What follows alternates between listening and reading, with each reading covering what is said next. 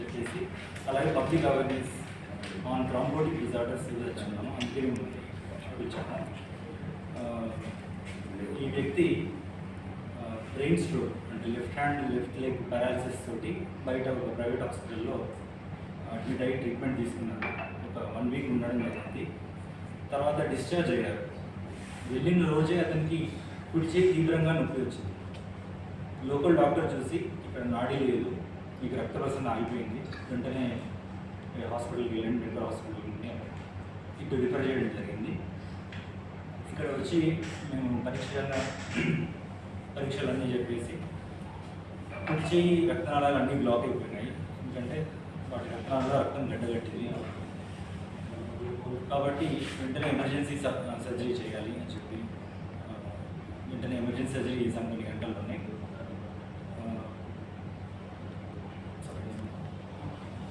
చేయకపోతే చెయ్యి మొత్తం బ్లాక్ అయ్యి గ్యాంగ్రీన్ అయ్యి చెయ్యి చేయాల్సిన పరిణామాలు కూడా జరగాల్సి వచ్చేది.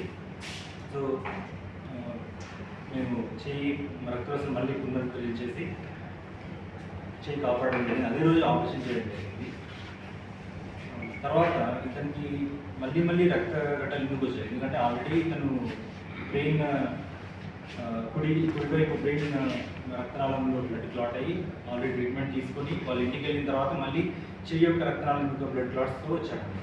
సో ఇలా రికరెంట్గా ఎందుకు జరుగుతుంది అని చెప్పేసి మేము ఫర్దర్ టెస్టింగ్ అనేది చేసేసి ఇతని రక్తంలోనే ఒక లోపం ఉందని కనుగొన్నాం. సో ఇప్పుడు పబ్లిక్ అవేర్నెస్ ఏంటంటే ఈ రక్తం గడ్డగట్టేది కొన్ని డిజార్డర్స్, థ్రాంబోటిక్ డిజార్డర్స్ అవి ఉన్నాయి. I'm Dr. Priyanka, consultant neurologist, medical hospitals. So, sir చెప్పిన విధంగా పేషెంట్కి 2 strokes, అది కూడా వితిన్ 3 yearsలో రావడం.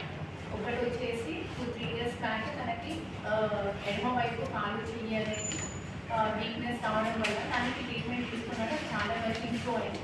సో మళ్ళీ ఇంకొక స్ట్రోక్ 3rd August వచ్చింది. సో అప్పుడు తను బయట హాస్పిటల్లో అడ్మిట్ అయినప్పుడు ఫుల్ స్ట్రోక్ ఏంటంటే ఇట్లా కళ్ళు తిరిగినట్టు అట్లా వచ్చిందనమాట స్ట్రోక్. సో అప్పుడు కూడా ఎంఆర్ఐ చేసి అప్పుడు ఈవెన్ ట్రీట్మెంట్ తీసుకున్నప్పటికీ కూడా తనకి ఇంకొక స్ట్రోక్ వచ్చింది. ప్లస్ ఈ స్ట్రోక్ ట్రీట్మెంట్ తీసుకునే టైంలోనే సార్ చెప్పినట్టు విధంగా ఈ ఏదైతే కుడి చేయడం పూర్తిగా తనకి జిమ్మిరి నొప్పి అనేది రావడం జరిగింది. సో వెంటనే అక్కడ వాళ్ళ లోకల్ డాక్టర్ రాజేందర్ అని చూసేసి ఇది యాక్చువల్గా బెటర్ ఎవాల్యుయేషన్ అండ్ మేనేజ్మెంట్ కావాలి అని చెప్పేసి మా హాస్పిటల్కి పంపించడం జరిగింది.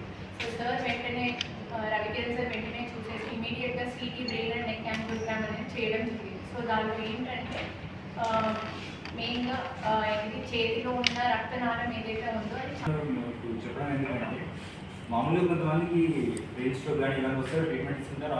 మనకేంటంటే మళ్ళీ వచ్చే ఎందుకు వస్తుందని ఎవాల్యుయేట్ చేస్తేనే మనకి తెలిసిందన్నమాట.